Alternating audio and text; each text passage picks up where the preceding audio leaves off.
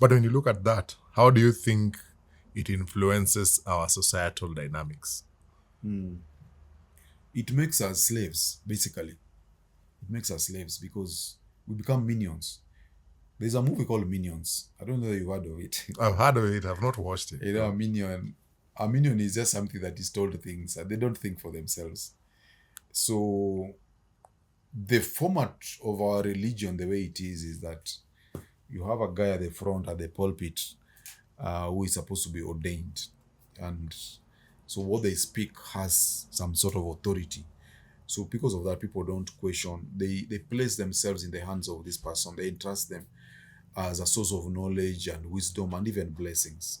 But these same people, you know that you saw the case of Pastor Kanyari, they commit fake miracles, they make women pregnant. Some of these women go to them with marital issues, they start affairs with them. They're just human beings, like they're just trying to figure out life, like the rest of us. So people need to realize that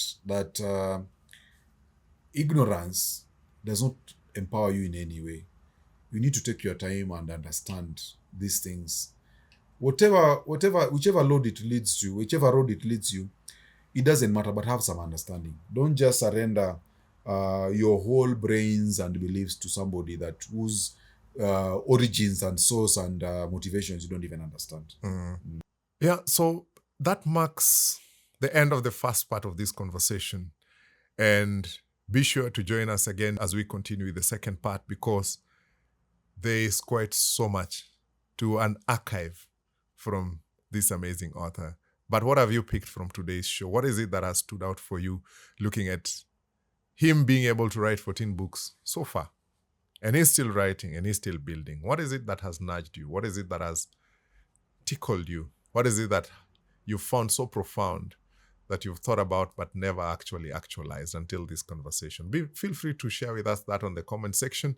And also, for a chance for you to win the book, I also want to remind you that tell us 2 of his books in no particular order out of the 14. Which 2 books stood out for you?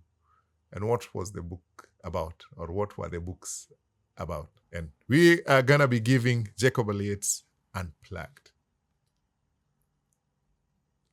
Thank you so much for joining with me to the very end. My name is Mulure Mike. See you again next for the second part of this conversation. Yeah, I think the first thing to know is most of our leaders, like 99% of them are thieves, and they have no best intentions of the population. The thing about science is it is self-correcting. So, for example, like the other time they demoted Pluto from a planet. When science makes mistakes, at one time they thought the atom is the smallest particle, and they said it is the smallest particle. When they discover that they're subatomic particles, science updated. Science is not dogmatic. That's the difference between science and religion. So the worldview that scientists hold is called metaphysical naturalism. Metaphysical naturalism means at a metaphysical level, all things that we see have natural causes.